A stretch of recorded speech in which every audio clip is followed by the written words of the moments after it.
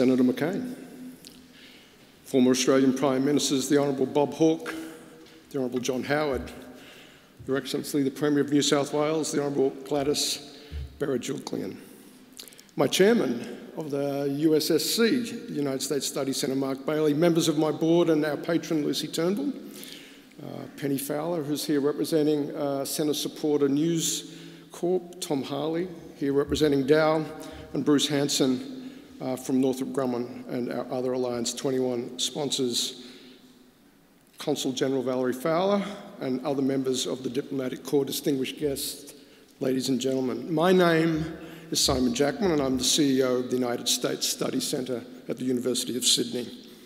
And of course, it's my great pleasure to welcome you to this evening's Alliance 21 lecture by Senator John McCain. Before we begin, I'd like to acknowledge the Gadigal people of the Eora Nation, the traditional custodians of the land on which we stand. We pay our respects to elders, past and present, and to any Indigenous people with us today. On behalf of the Centre, I do want to welcome you to this magnificent venue. We're in the Mitchell Library Centre of the State Library of New South Wales. It's the oldest library in Australia. It dates back to 1826 and houses extraordinary collections that document the heritage of Australia and of the region.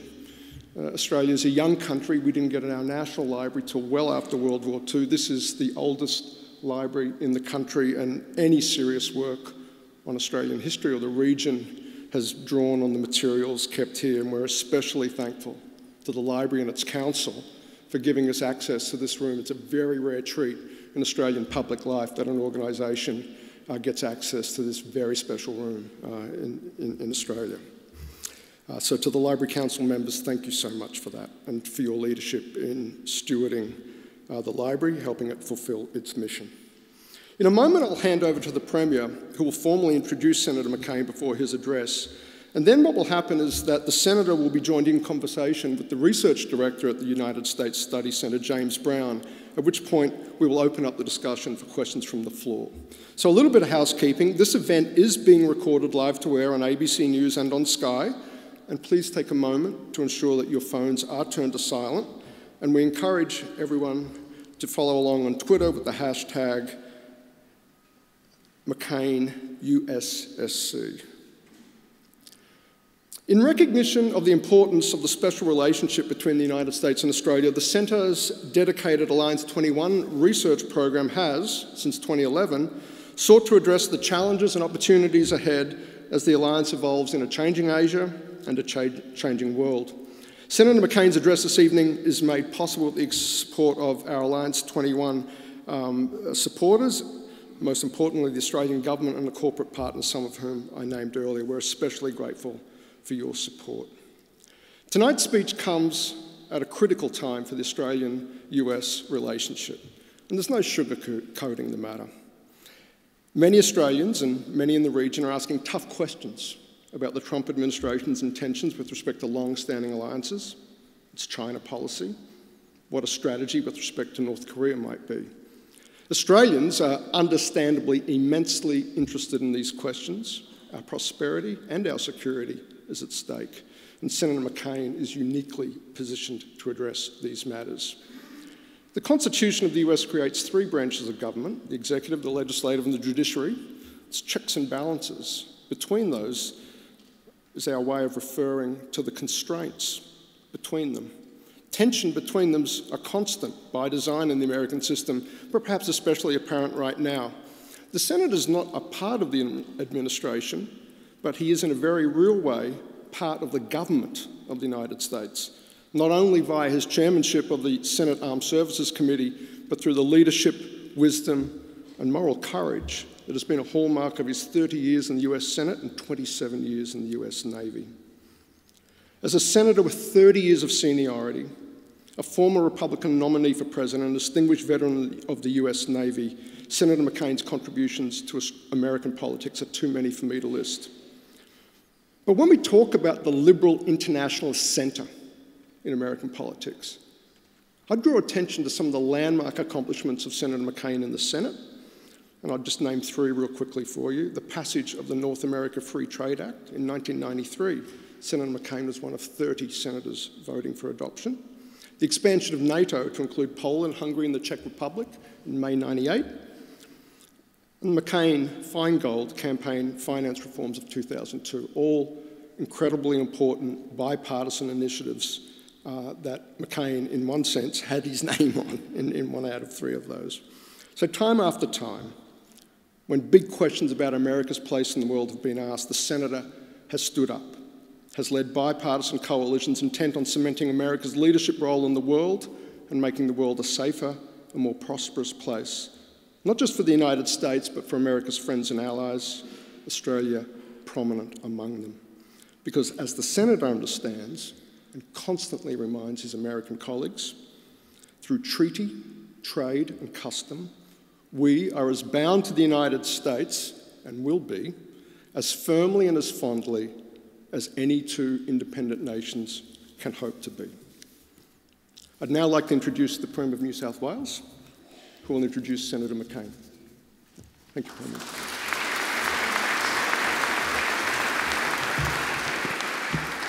Thank you, Simon. Ladies and gentlemen, can I also acknowledge former Prime Ministers Mr Howard and Mr Hawke, former Premier Keneally, the many distinguished ministerial and parliamentary colleagues, current and former, and also the Consul Generals and other community leaders and business leaders here today.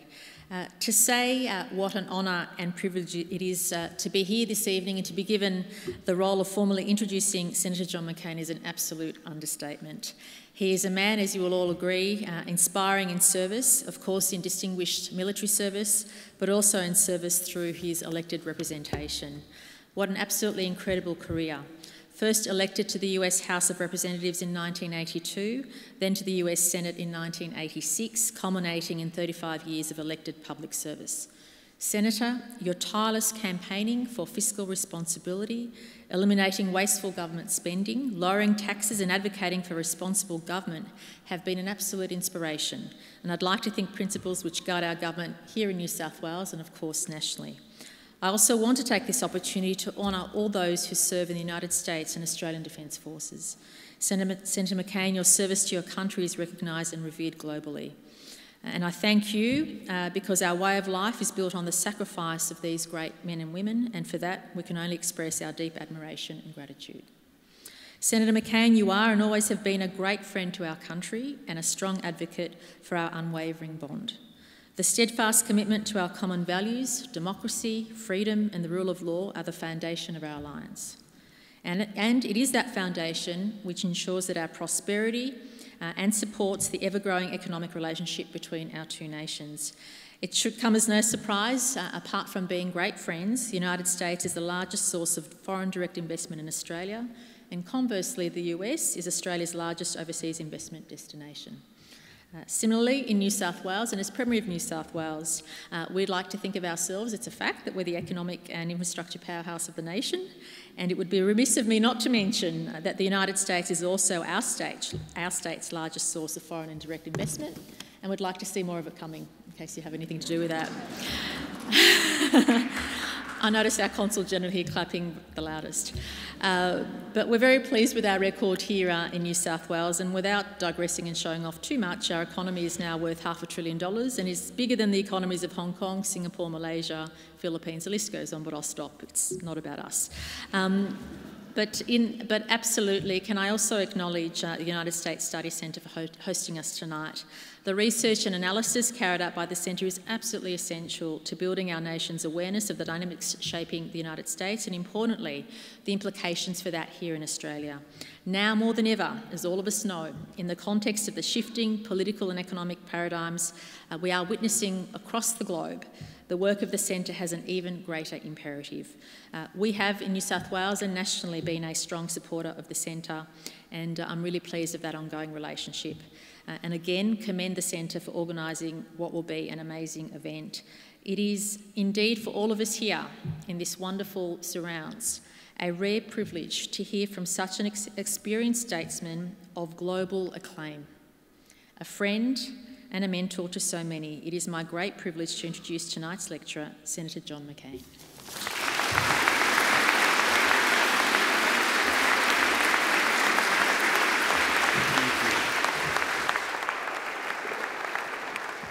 Well, thank you. Thank you, Premier, and thank you for that kind introduction. I'm grateful to James Brown, Simon Jackman, and the board of the U.S. Studies Center at the University of Sydney for inviting me to speak with you this evening, and for everything they've done to organize this remarkable event. And may I say in the beginning, I'm honored by the presence of so many old friends, especially Prime Minister Howard and Prime Minister Hawke. Thank you. I'm honored by your presence, my friends. And let me thank you all for being here this evening. I know there are many better things you could be doing, and you will wish you had after the 2-hour address I've planned. The 2-hour address that I've planned on the latest Republican plan to reform health care in America. I regret to say that this marks the end of my visit to Australia. I've had excellent meetings with Prime Minister Turnbull and his team, as well as opposition leaders. I've also met with Australian diplomats, parliamentarians, military officers, business people, and private citizens. This is where the true strength of our alliance. The millions of our citizens who work together, serve together, sacrifice together, and lift each other up every day. The occupants of the Lodge and the White House come and go, but these deeper bonds, they're unbreakable. In fact, they are eternal. This is what brought us together today yesterday at the Australian-American Memorial in Canberra as we observed Memorial Day, a day when Americans pause to honor all who serve us in battle and remember our fallen comrades. Memorial Day may be an American occasion, but it's fitting that I could mark it here in Australia, whose sons and daughters have fought with ours ever since the Battle of Hamo. This audience needs no reminder of our nation's shared history of military service. All I would add is that this history has always been deeply personal for me. My grandfather first sailed here during the Great White Fleet.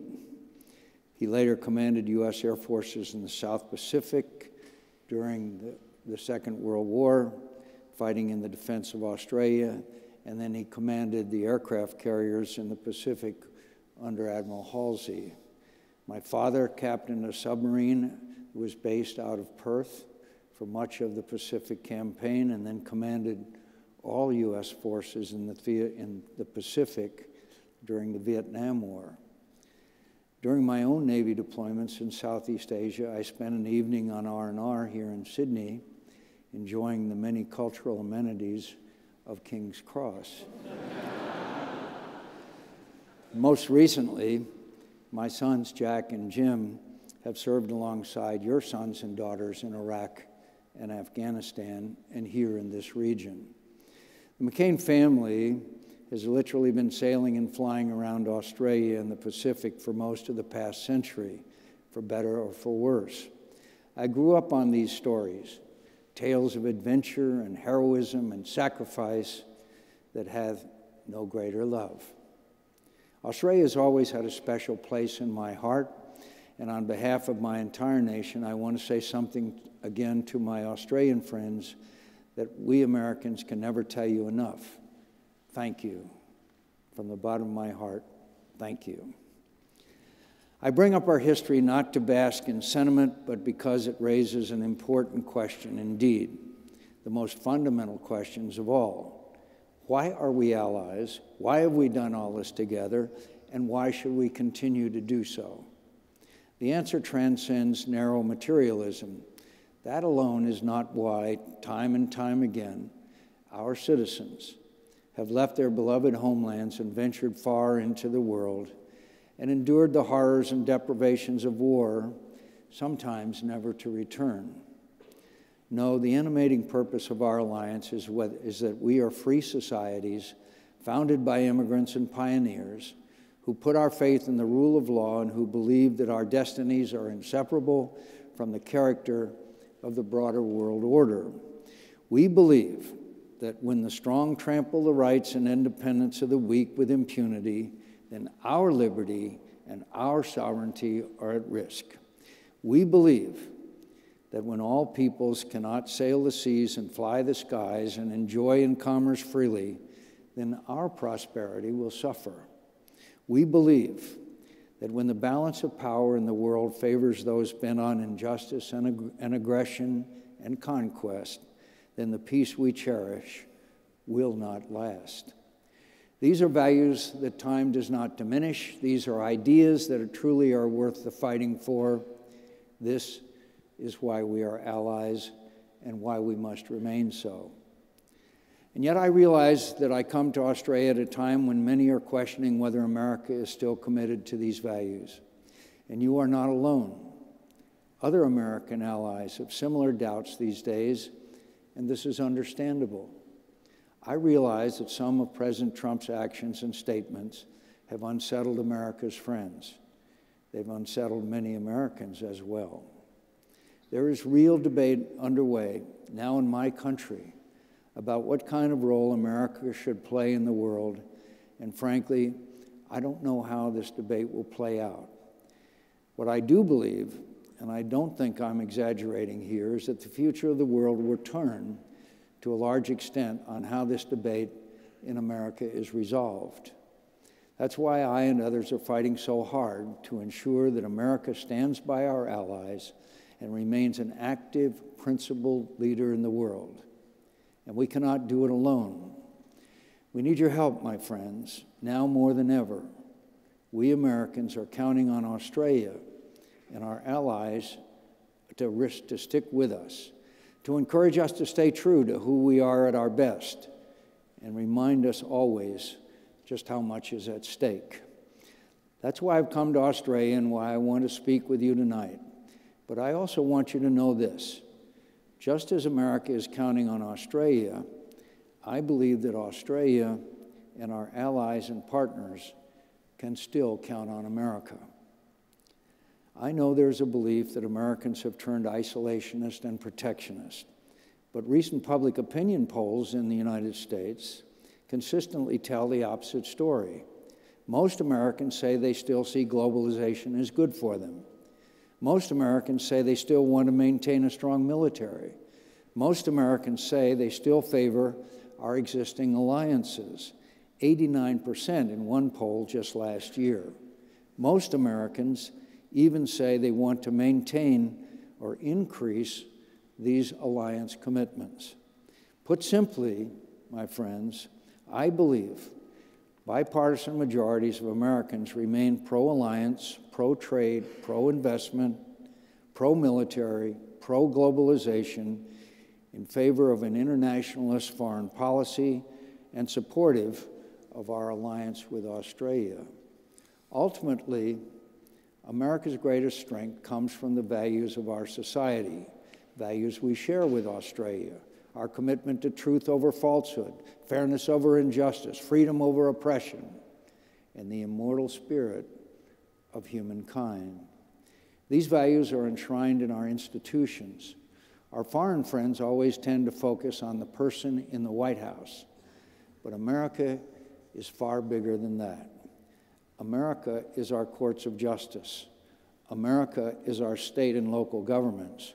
America is our Congress, which currently has within it as many internationalists, both Republicans and Democrats, as any Congress in which I have served. America is our free press. I hate it, but it's true. But it's true, and it's essential.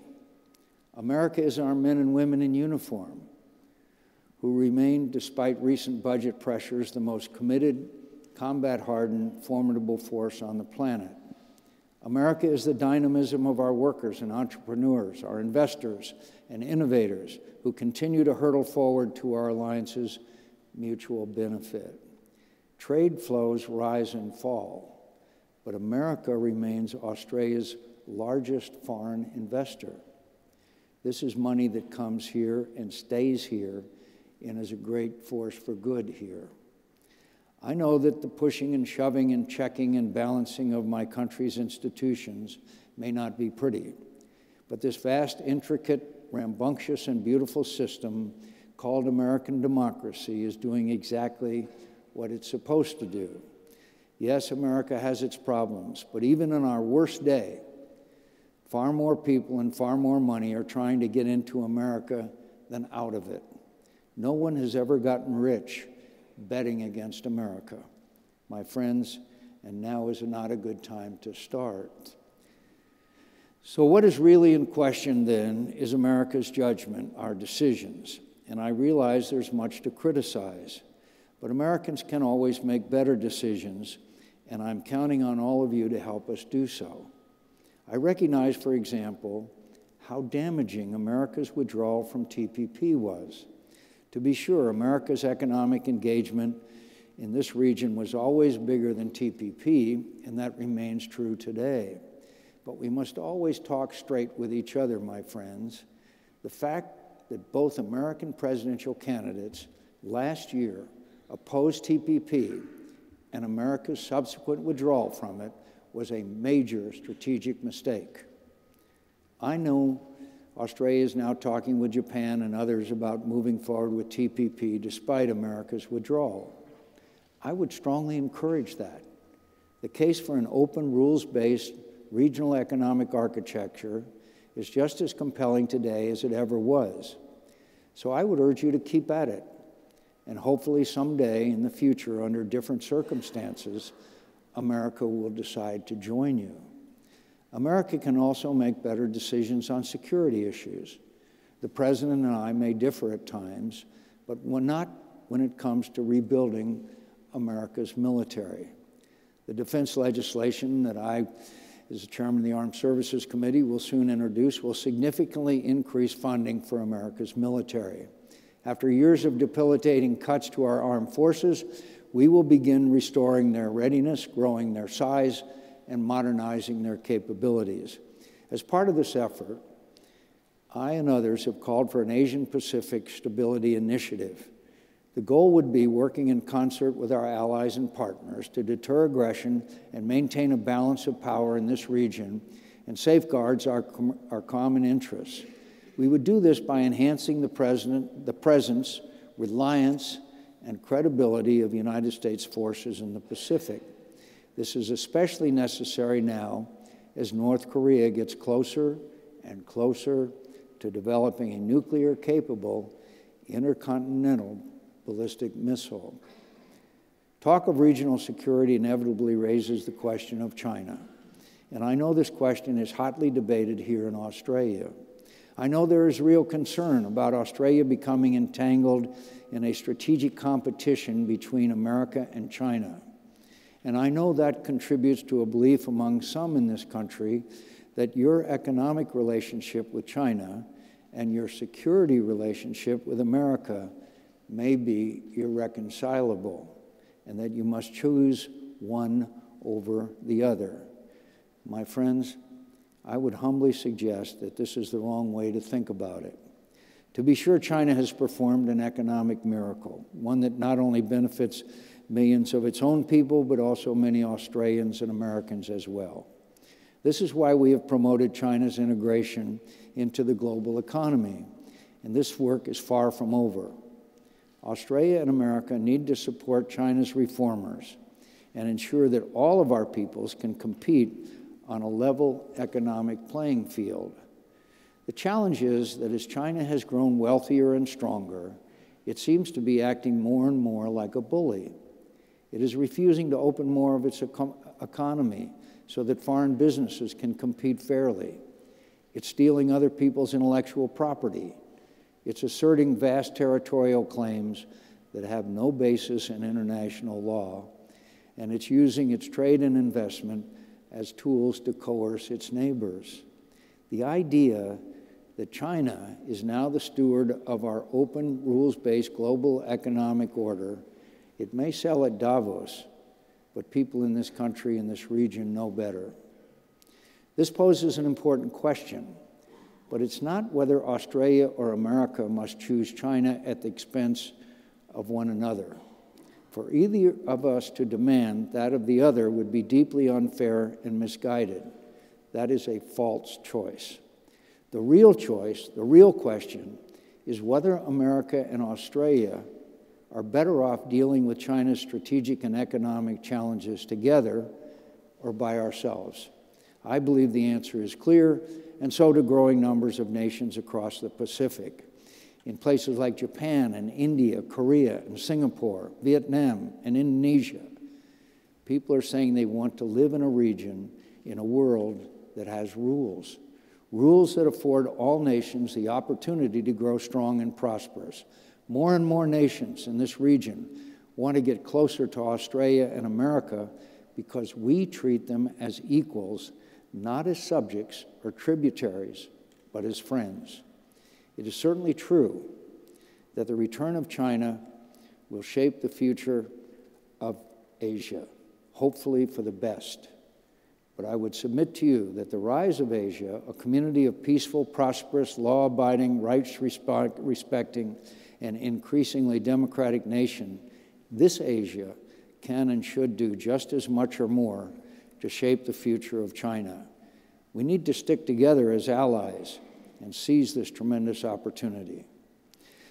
My friends, I know that many of you have a lot of questions about where America is headed under President Trump. Frankly, so do many Americans.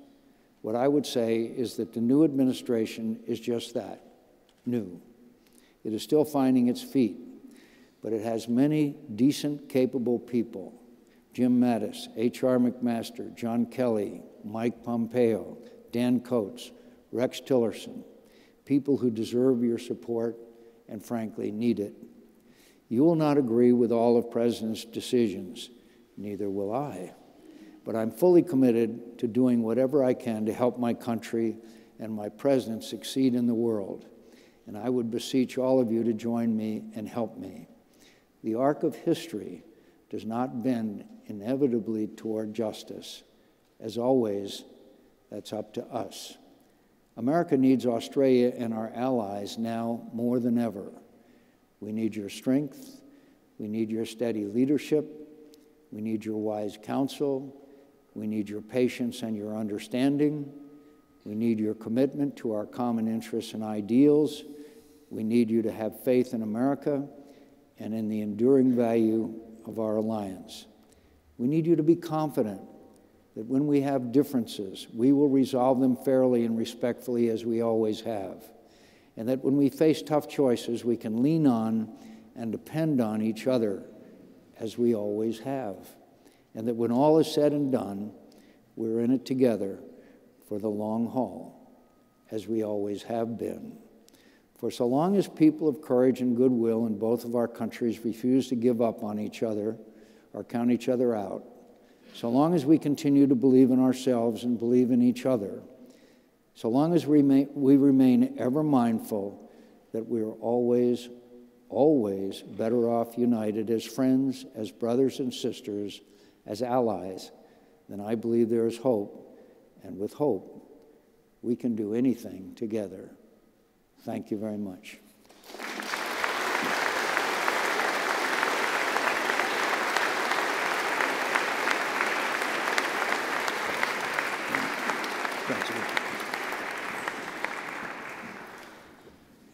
Senator, thank you for articulating the Australian-American relationship in a very special way. I'm confident of two things.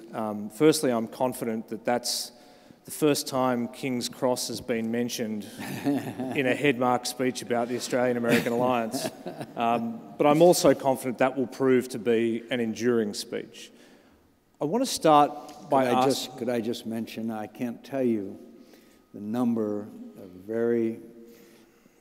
of Vietnam veterans who have the fondest memories of their times here and the hospitality that was extended to them when they left for a short period of time from the combat in the jungles of Vietnam to be here in Sydney and other places in this country.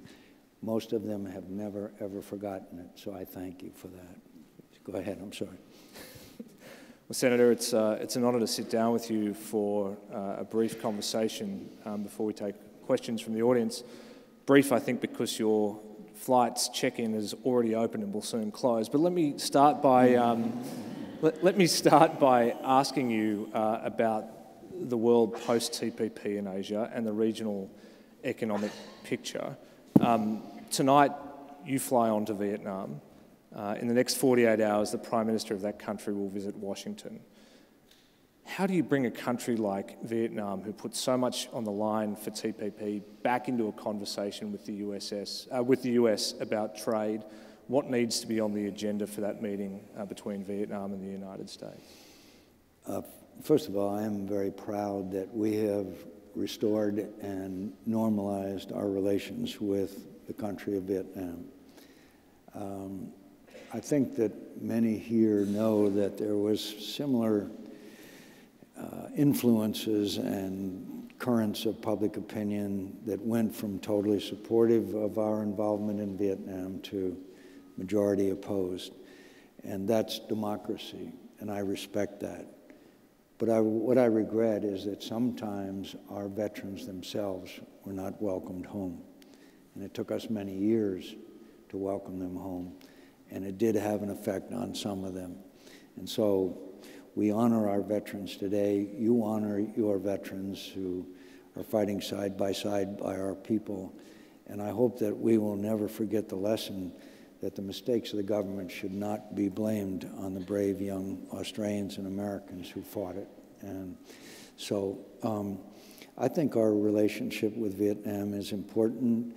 I think that they have a long way to go in a lot of areas, especially human rights, especially treatment of the Hill people and some of the minorities. And I think they have made significant progress, but they have a very long way to go. As you know, they're very entrepreneurial, they're very capitalistic, they've built a very strong economy. 15 years ago, there was not a coffee bean grown in Vietnam. Today, they're the world's second largest exporter of coffee. So, and they're still ruled by a government that is, to say the least, in some ways old-line communist, but there's also a generation of young Vietnamese that are not going to sit still forever. So I view them as an important ally, but we also have to continue our advocacy for progress on human rights. I think that we all know they have a history with China, and there's a lot of cooperation that we can join in with the Vietnamese as we see events transpire, particularly in the South China Sea. By the way, there's a statue next to a lake that I parachuted into. I'm one of those pilots whose landings don't match the number of takeoffs. So I always go there to see this. It's the only statue I have anywhere, so I always go back and look at it. If you visit Hanoi, it's called the Western Lake. It's a great statue. It mentions that in Vietnamese that the famous air pirate, Major John McCain, was shot down there. I'm always pleased. Can I draw you out on the Asia Pacific Stability Initiative that you've proposed, which will hopefully be legislated and funded in the near term? What does that look like, and will that have an impact for countries like Australia? I think it has significant impact. I'd like to mention what you all know, and that is a couple of years ago we instituted a thing called the European Reassurance Initiative, and that has entailed deployment of our troops into countries like the Baltics, Poland, other countries in Eastern Europe, where we have exercised and trained on a rotating basis with our allies and countries there. It has had a significant effect on them, and it's a very positive one. Now they want the Americans to stay. Please don't leave. But it's not the old style where we built a school and a hospital and we built a base. It's very much like the relationship and what's going on in Darwin today. And I would like to see that throughout the region. And there are a multitude of benefits associated with it. And I think that it's important that we send the signal that our alliance is strong and that we know how to cooperate with one another, and that in case of difficulties, we are well-trained, well-equipped in order to meet any crises or problems that may arise.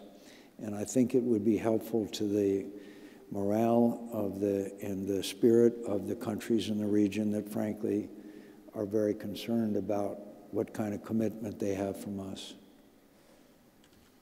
There's a proposal on the table at the moment to substantially reduce the budget of the US State Department. We're in a situation where 6 months into the new administration, there's only a few ambassadors that have been named for Asia, one confirmed for China. Is there a danger here that the US strategy in Asia starts to look too much balanced towards military activity in the absence of a diplomatic presence and a trade deal? I think you know that our Secretary of Defense, General Mattis, is one of our great warriors. Those that served under him literally idolized him. It was some months ago that it was mentioned to him about cutting AID and other State Department programs. He said, if you cut the State Department, you'll have to buy me more bullets. And I think he was absolutely right.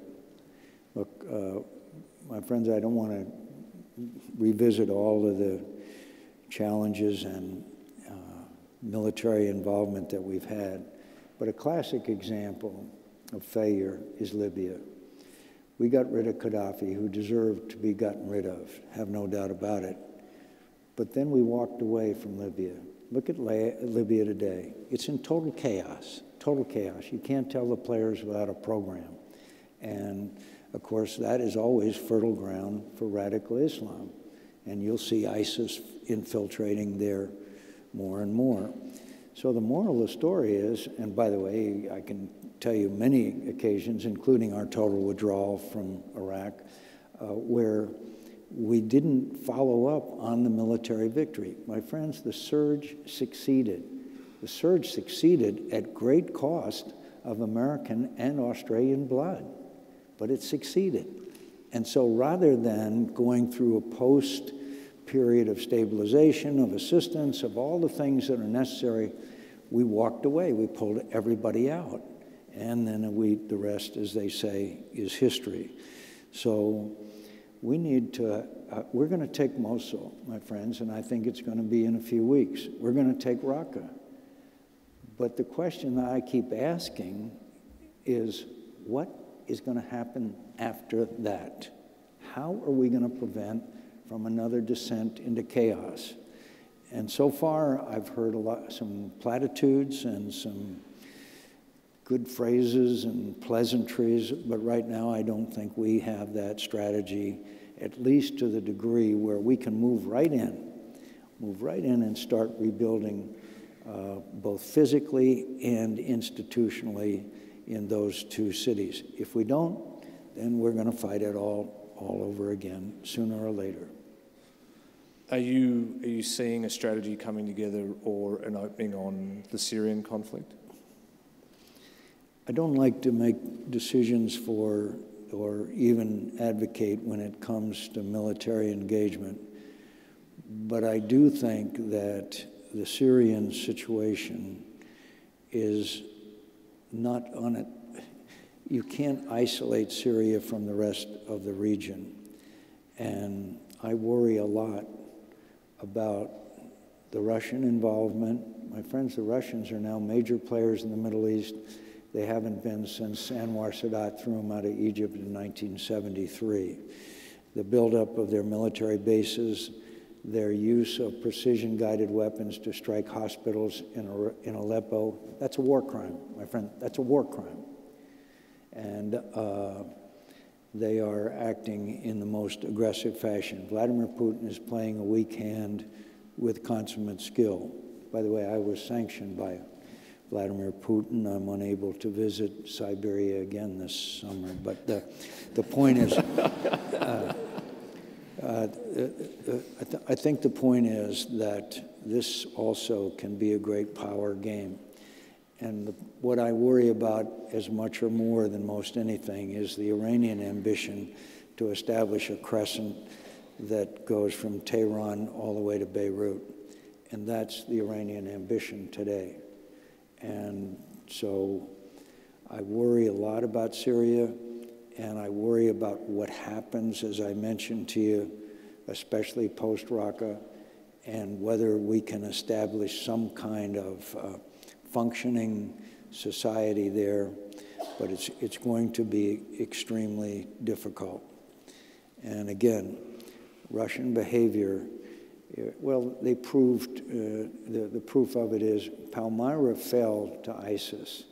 The Russians did nothing. Meanwhile, while Palmyra fell, the Russians were bombing hospitals in Aleppo and killing innocent men, women, and children.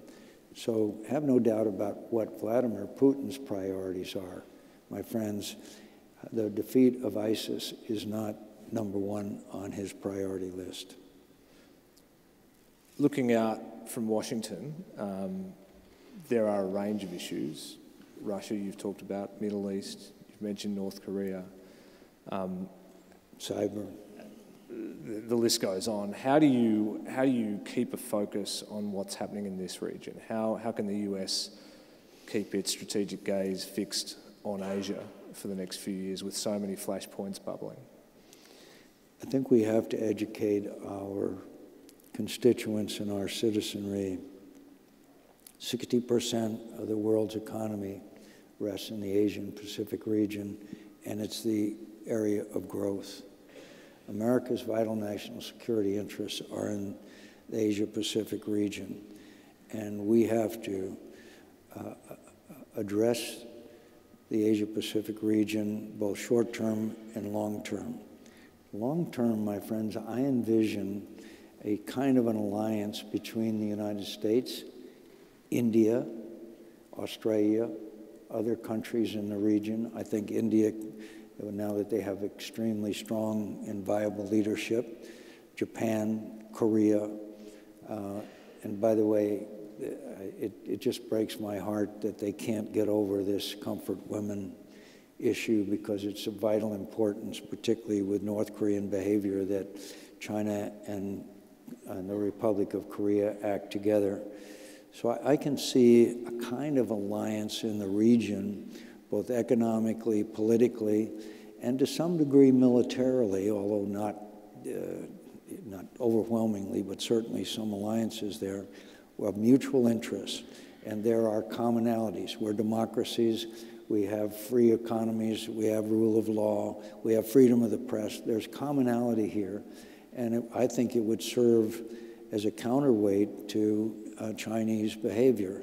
I'm not against the Chinese expanding their economic influence, and I know that Australia has a very significant debate going on as to exactly how that relationship proceeds in the future.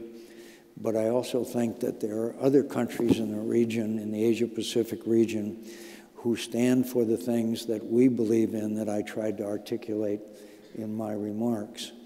And so I don't envision a confrontation with China, but I do envision an alliance of those who share the same basic principles that would act as a counterweight to China's misbehavior. My friends, they are in violation of international law when they militarize these islands. It's that simple.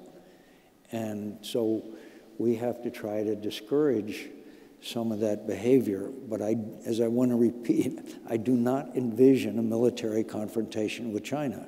But I do envision intense competition, particularly on the playing field of ideas. There's an educated group of tens of millions young Chinese who sometime will not be satisfied to be governed by a group of old men that meet once every 5 years or so. And so I think in the long run, we will see a China and its younger generation interested in the same principles and freedoms that we enjoy and sometimes take for granted. I think in Australia 10 years ago, there was a debate about that quadrilateral grouping. I think you'd find support here for the view that that's an idea whose time might have come again. But it seems like this is not an easy time to be making the case for alliances. How do you make the case for that sort of alliance in America to people who are a little weary? I mean, you mentioned, they're still internationalists, they're still globalists, but they're a little weary of policing the world. I think you can make the case, including in the Asia-Pacific region, that there's a new set of challenges that in the form of radical Islamic terrorism that is very dangerous. We have the world's largest Muslim population, or third largest, whichever Indonesia is. I think it's 270 million. And there is been already evidence of some of their young people going to the Middle East and fighting and coming home. There's no doubt that this influence of a perversion of an honorable religion is taking place in the Asia-Pacific region, Indochina, Malaysia, and other countries, and that's a challenge. It's a challenge to them, and it's a challenge to us. What happened in Manchester could happen most any place in the world. And so I think that it's going to have, as terrible it is, and as tragic as it is, I think it's going to have a unifying effect on all of us to try to combat these acts of terrorism, which, it's the lowest price acts you can imagine. 1 or 2 or 5 or 10 people get together and they can orchestrate an act of terror that kills 10, 15, 20, 50, whatever people it is, not to mention the impact that it has on the people of the country that these attacks take place in. We still haven't gotten over 9/11, my friends. We still haven't. And maybe we never will, and maybe we shouldn't. So I think there is a compelling reason for closer alliances and closer relationships, because the one thing about this disease that takes young people and makes them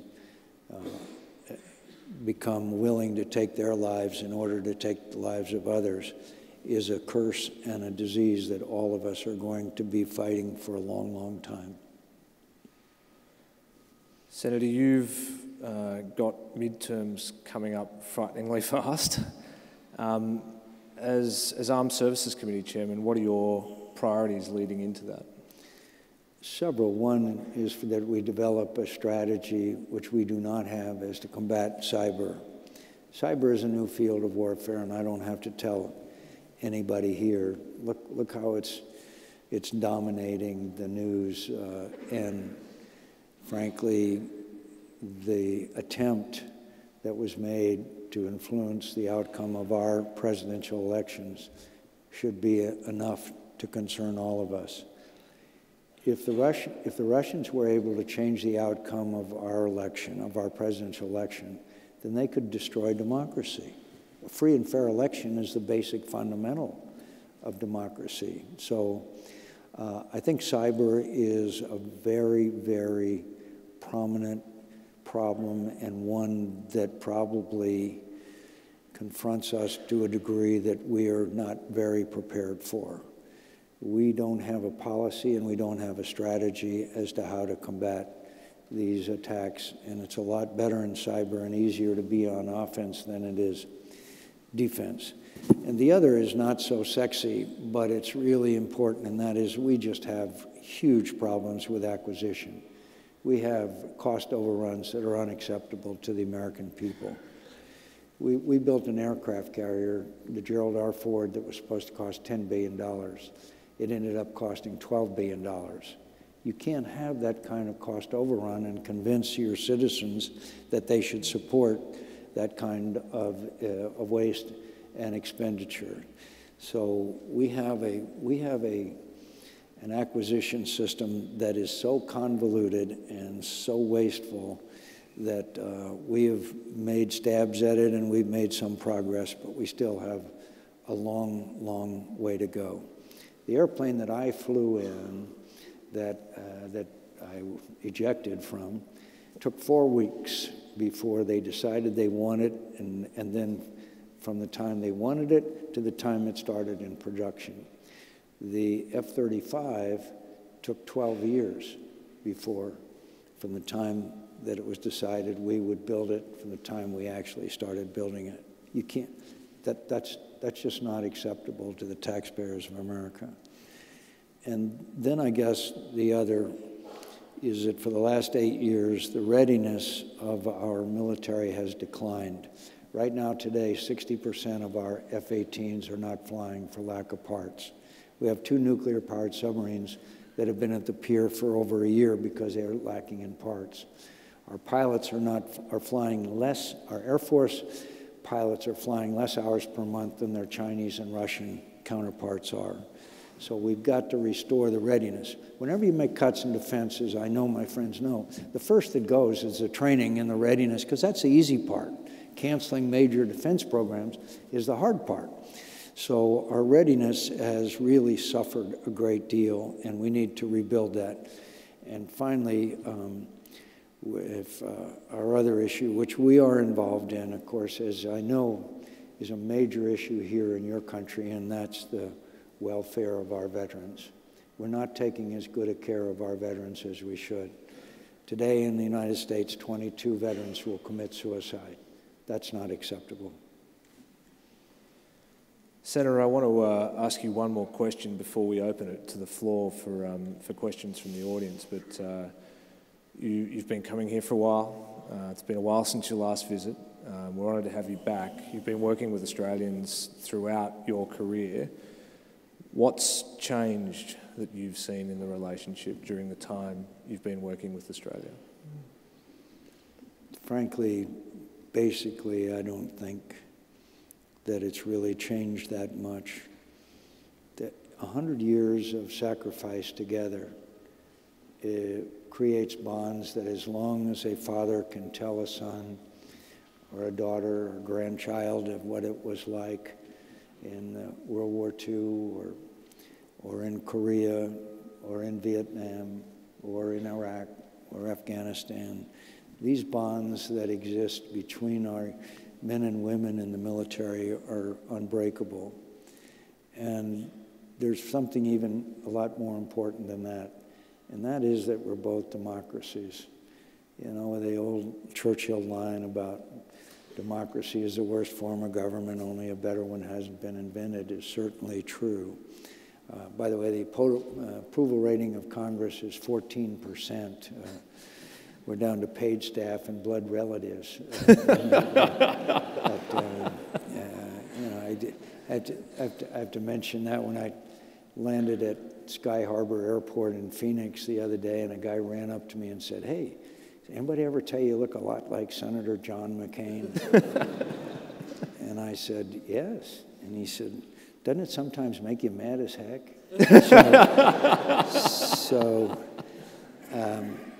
I just think that two democracies, two functioning democracies, there are ties and bonds and commonality.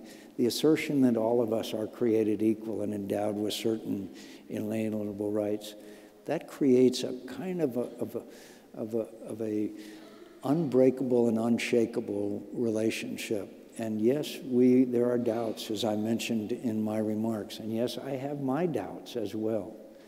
But there are major challenges that we face, and I think we can always rely on one another. In fact, if there's one thing I'm convinced of, that is indeed the case. Senator, thank you. We've got about 25 minutes now for questions from the audience. I'll ask you to look for our people with microphones, get their attention, give your name, keep your questions short so we can move through as many as possible. And I'll take the first question just from you, Drew. Sorry, first question just down here in the front. Ashley. James, thank you very much. Just wait for the microphone, please, Bob. Thanks. Bob O'Neill. James, thank you very much. Senator, the warmest of welcomes. You do a great job in strengthening the Australian-US-New Zealand alliance. We know from the way alliances with the United States work, unless you've got very strong, active connections in the right places in Washington, they kind of get pushed to one side.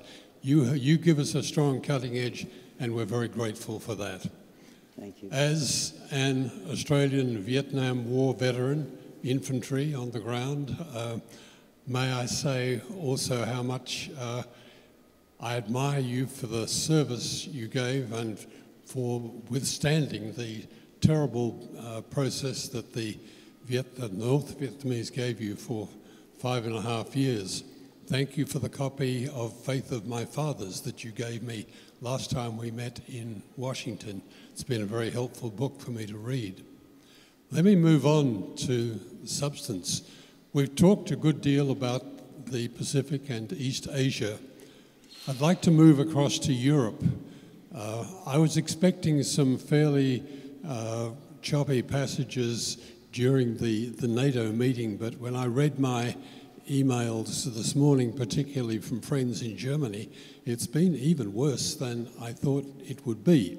Now, you played an important role in bringing in the Eastern European states, and they are doing a good job. They're strengthening themselves and so on, but they still need the support of the states of Western Europe, and it doesn't look as if they're going to be in great shape to deliver it. I'm wondering whether NATO is going to be part of your thinking for action in the next few years ahead.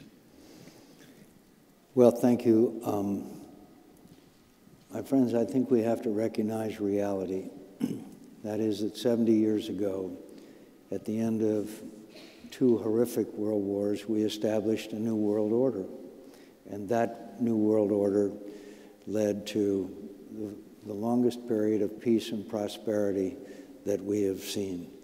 And now that new world order is under intense pressures, whether it be the refugees, the 6 million that have poured into Europe, whether it be this rising nationalism, which is epitomized by Marine Le Pen in the latest French election, the Brexit on the part of the British, and the rise of this kind of ultra-nationalism and its subsequent reduction in democratic rights and privileges, which has characterized some of the countries in Eastern Europe, that we are under this enormous strain right now, and it worries me. And I worry about Vladimir Putin continuing to test. I would not be surprised. In fact, there are indications that he may step up his activities in eastern Ukraine. There are indications that the Russian disinformation continues even at a higher level than it has been, not to mention the cyber attacks. So I'm very concerned when we see certain countries. I mean, I'll name one. In Hungary, there is a greater and greater reduction in the fundamentals of a free press and other the basics of democratic institutions are being eroded. Poland is under some strain. So it's going to be a very difficult and challenging time, and it's going to require American leadership.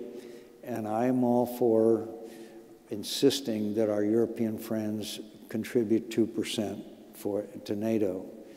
But you also have to keep in mind and emphasize, in my view, the fact that it wasn't any of these European countries that were attacked on 9/11. It was the United States of America. Article 5 was invoked. They sent their young people to fight in Afghanistan, and they are still there. And they have sacrificed something more precious than money. So I think we are in a time of testing. I think we are in a time of significant strains on the New World Order. And American leadership and Western leadership is probably needed now more than at any time. I hope that responds. But I am also, by the way, confident that together we can preserve this new world order, because the prospect of a breakdown of it is really disturbing. Professor O'Neill was the founding CEO of our Centre and a giant in Australian scholarship, so he gets to ask long questions, but I don't want you to think that sets the standard. We might take we might take a question or two from the media. I can't see if there's any, but I'll give you the opportunity to do that. Senator McCain, Jeremy Fernandez from the Australian Broadcasting Corporation. Welcome back to Sydney. The British Labor leader Jeremy Corbyn has in the last few days drawn a link and raised a question about the relationship between foreign policy, British foreign policy, and domestic terrorism. Those comments have not been well received by defence veterans in the UK. It's interesting to note that similar comments have been made previously articulated by Boris Johnson, the Foreign Secretary in the UK. I wonder if you think there's any validity or any trace of usefulness in drawing that link between foreign policy and domestic terrorism, particularly in the context of Australia now answering the call from the US and NATO to send more troops into Afghanistan. Did you hear that one? It's a little difficult. It's a question about, prefaced with Jeremy Corbyn's comments linking foreign policy to the incidence of domestic terrorism. How would do you think there's any validity to that in the context, particularly of Australia deploying more troops to Afghanistan in the last few days? My friends, the reality in Afghanistan is we're not winning. The past 8 years, our strategy was don't lose. And now we are seeing an Afghan National Army, known as the ANA, is taking unsustainable losses. The level of the losses they're taking, and the Taliban and Al-Qaeda is playing, and the Russians are now sending arms to the Taliban, and the Iranians are playing. It's turning into a cockpit. And we are going to have a strategy, not just not to lose, but to win. And it's going to require a surge of some kind, and it will probably be announced fairly soon, and it will probably entail a few thousand additional troops. And we will be asking our friends and allies to supply additional troops as well. But there's something more important, or as important as that, and that is that we have to have a strategy to win. I'll tell you a story you're not going to believe. They had a hard cap under Obama of the number of troops that could be, American troops that could be there. They decided to send some helicopters. They sent the helicopters and the pilots, but not the maintainers, because they didn't want to exceed the number that they had artificially improved. That's crazy. That's crazy. So they spent millions of dollars hiring contractors, by the way. So we are now, General Mattis and General McMaster are now giving the leaders, these military commanders in the field, the latitude to do what they think is necessary, not when they're being attacked to call back to the National Security Council and ask if they can respond, and if so, how. So I think you're going to see us change not just in the requirements of troop strength and fresh infusion, but you're going to see a strategy where we let these people win. My friends, I was in the war that this sometimes, who was it? I think it was Mark Twain that said, history doesn't repeat itself, but it often rhymes. It's rhyming with the Vietnam conflict. And so now we have, with Mattis and McMaster and Dan Coates as our Director of National Intelligence, I think you're going to see a much more successful strategy. And finally, I don't want to drag it out, but there's still this enduring problem of the Haqqani network based in Pakistan. Pakistan, as you know, has a problem with stability. They have a problem with the role of the military in what is supposed to be a civilian government. And history shows that anyone can show, with military experience can tell you when the enemy has sanctuary, as the Haqqani does in Pakistan, it makes the task extremely more difficult. And we're going to have to address that aspect of this challenge as well. I think Ghani is a good man. He's far better than Karzai was. And I think they're making some progress in that direction. but a lot of this stuff is going to be settled by blood and iron. Question down the front from Kieran Gilbert. Just hold on, Kieran, we'll let the microphone get to you.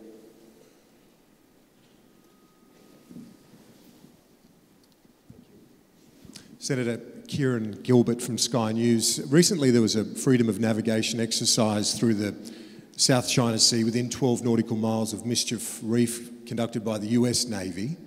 Do you think Australia should participate in a freedom of navigation operation similar to that in support of the United States? If you do agree with that notion, do you worry that it might exacerbate tensions in the region? I think it's very clear that the Chinese, by filling in these islands and militarizing them, and we are watching more militarization, is in violation of international law.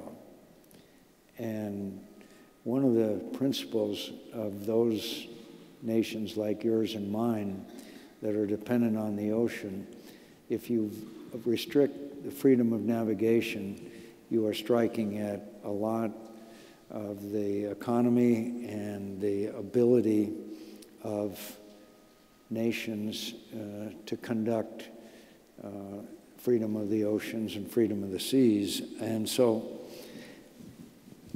I would not try to tell the Australians what they need to do, but there are exercises where a number of nations join together. We call it RIMPAC is one of them, as you know, that the Australians participate in. Their broad naval exercises.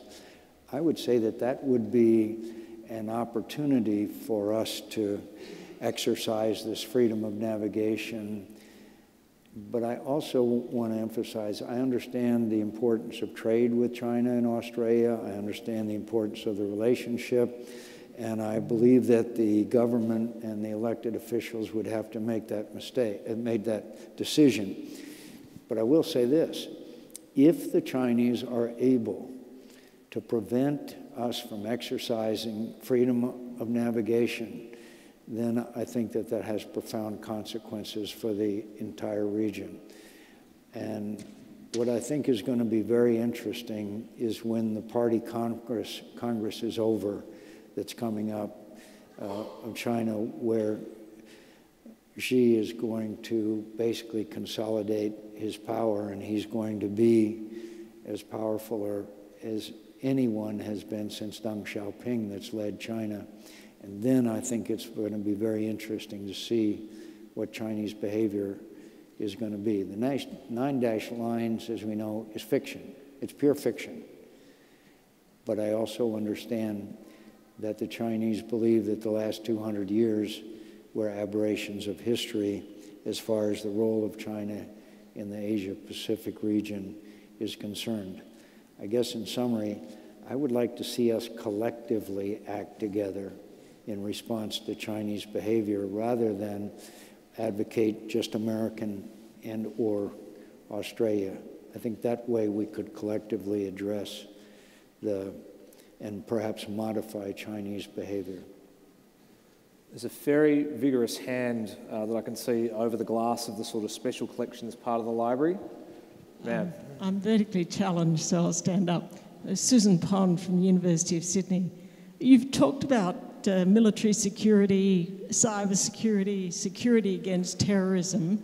From where you sit, what is your approach to climate security, which does have military connotations, particularly in light of the scepticism that appears to be emerging from the White House in terms of global warming and perhaps adherence to the Paris Agreement?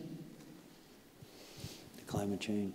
It was a question on climate change and it's where we're going in terms of climate security, its consequences for the global environment. As you know, the President announced that we would make a decision on this agreement, multi-state agreement, sometime in the near future, and did not address the issue on his European trip. I believe that climate change is real. I think that one of the great tragedies of our lives is the Great Barrier Reef dying.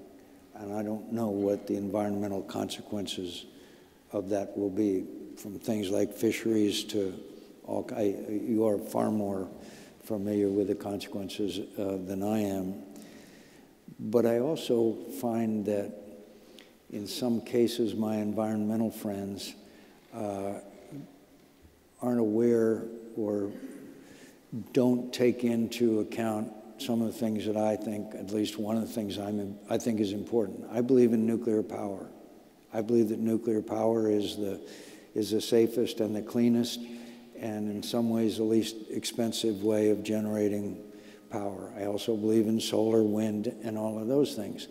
But when my environmental friends reject out of hand nuclear power, I say, wait a minute, then you're not addressing the entire spectrum of actions that we can take.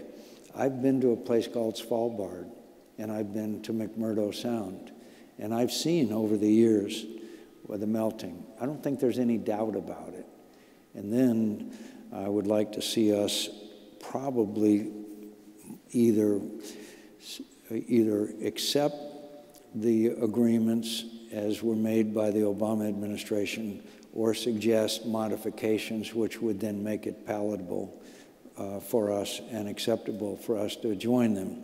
If we don't address this issue, I am very much afraid about what the world's going to look like for our children and grandchildren.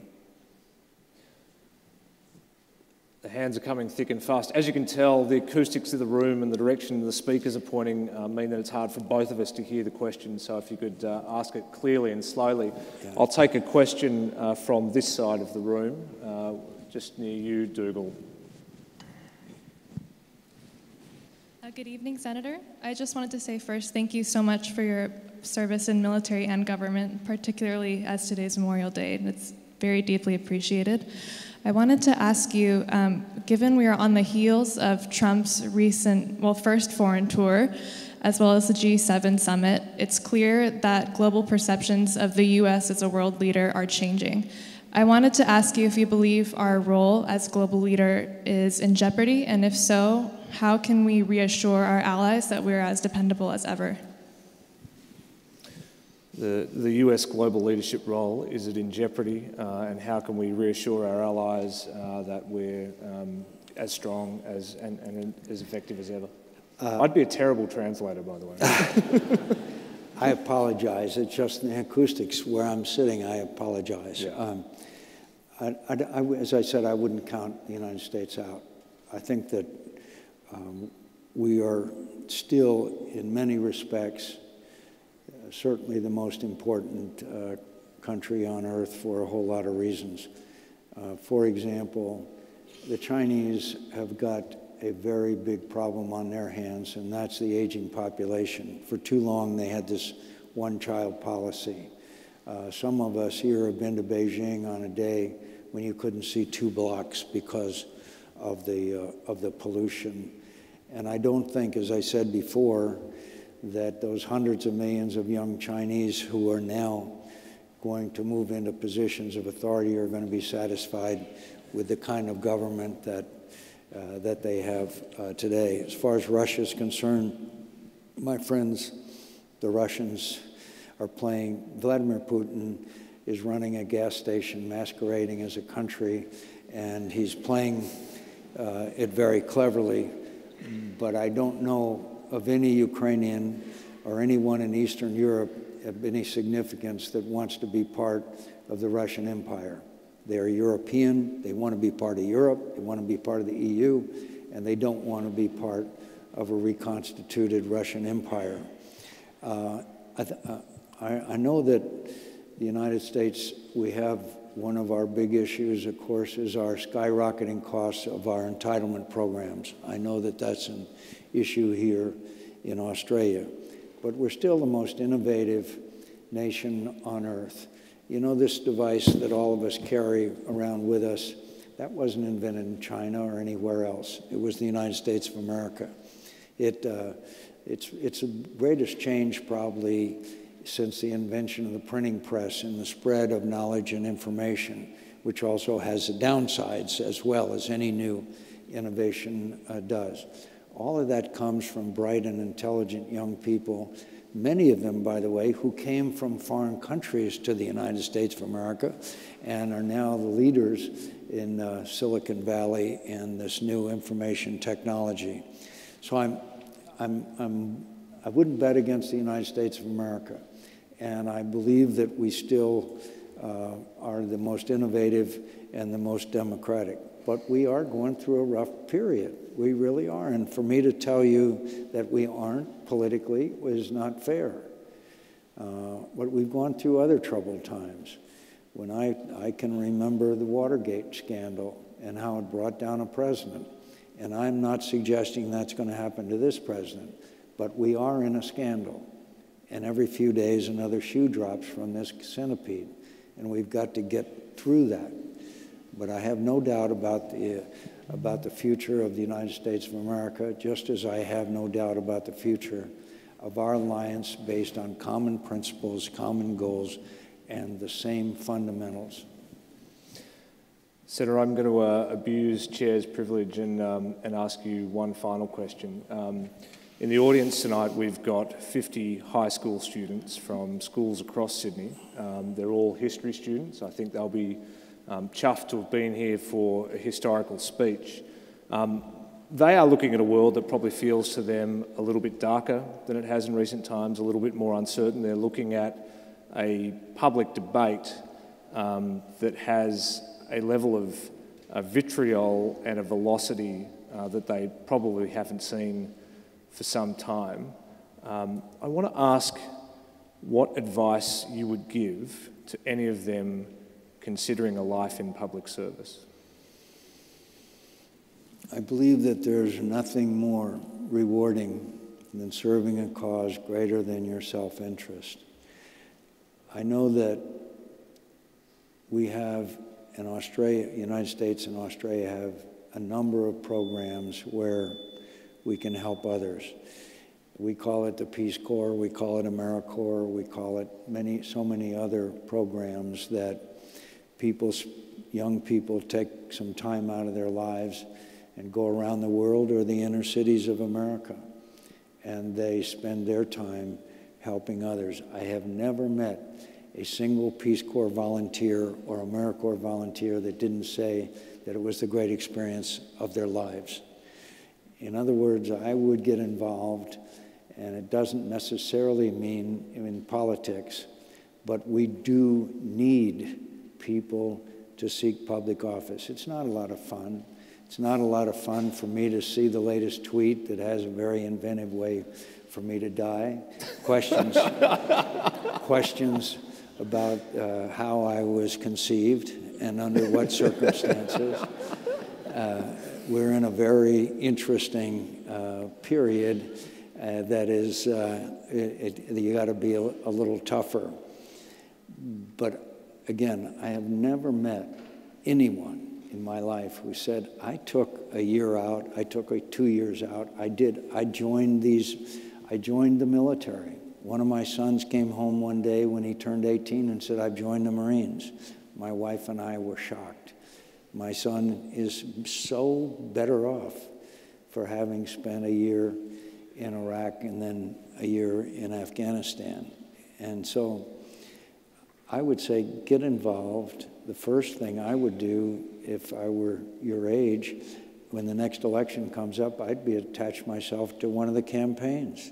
You learn a lot, you meet a lot of people, you get a lot of experience, and you can help you decide yourself whether you want to seek public office yourself. And then I guess the only other thing that I would advise is that to appreciate what we have. Sometimes we get cynical, sometimes all the news is bad news, but we really are the greatest experiments in history. Countries rise and fall, dynasties rise and fall, but what they did who came before us and what we have to keep alive is this incredible experiment called democracy. and it's vulnerable, and it's difficult to maintain, and sometimes it's very frustrating. But think of the lives that we have enriched by giving them opportunities that they otherwise never would have. I am always, always grateful to have the opportunity to live in a country where people can go just as far as their talent and ambitions can take them, and that's only true in democracy. Maybe I could end up telling you a very brief story. A long time ago when I was in prison, one of the people who was in prison with me was a young man whose name was Mike Christian. Mike Christian was born in a small town in Alabama. He came from a dirt poor family. He didn't have a pair of shoes until he was 11, I think it was, and he joined the Navy as an enlisted man, later became an officer through a program, and was an A6 crew member of their A6 intruder, was shot down and captured about the same time I was. The Vietnamese kept us in conditions of solitary confinement, or 2 or 3 to a cell, for a long time. Finally, after a few years, they moved us into large cells with 25 or 30 prisoners in each cell. One of them that moved in with me was Mike Christian. He had a keen appreciation of the opportunities that being in the United States Navy provides. As part of that change in treatment, the Vietnamese started for the first time allowing us to have small packages from the United States that had small items in it like medicine and small articles of clothing. The uniform that we wore in prison was short sleeve, was blue shirt, blue trousers, like pajama trousers, sandals that were carved out of automobile tires. I recommend them highly. One pair lasted me 5.5 years. Anyway, Mike Christian had a great appreciation. So Mike Christian took his blue shirt and got a piece of white cloth and a piece of red cloth, fashioned himself a bamboo needle, and sewed on the inside of his shirt the American flag.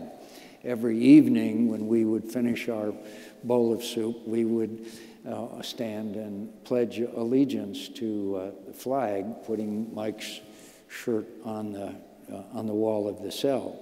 One day the Vietnamese came in, searched the cell, found his shirt, removed it, and that evening came back and opened the door of the cell and called for him out. He came out, and right outside the door of the cell, for the benefit of all of us, for about a half an hour, they beat him very badly and then threw him back inside of the cell. The cell in which we lived had a concrete slab in the center of it, which we slept, a light bulb that shone dimly in each corner of the room. So we cleaned him up as well as we could. I went to lie down to go to sleep, and I happened to look over in the corner of the cell, and sitting there with a piece of white cloth and a piece of red cloth and his shirt with his bamboo needle was Mike Christian sewing another American flag. His eyes almost shut from the beating that he had received. He wasn't making that flag because it made him feel better. He was making that flag because he knew how important it was to pledge our allegiance to our flag and our country. And really, that's what America and Australia is all about. Thank you. Senator, thank you very much. Oh, should I stay now? To get Caitlin just to give a quick vote of thanks. So let's give a quick vote.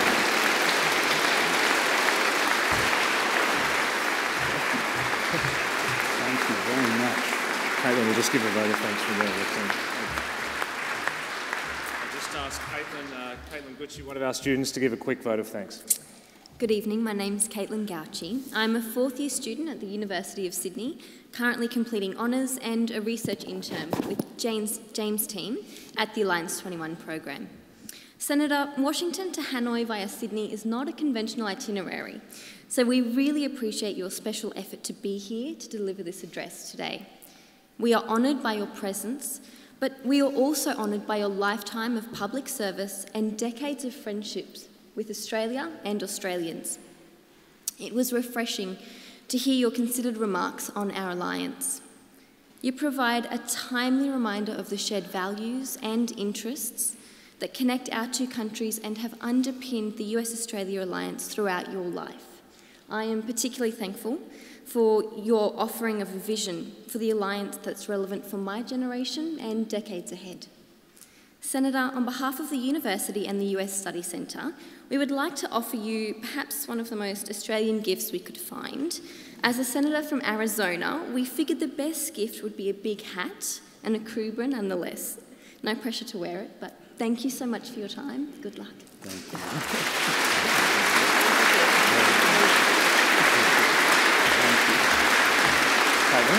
We'll just get a quick photo here.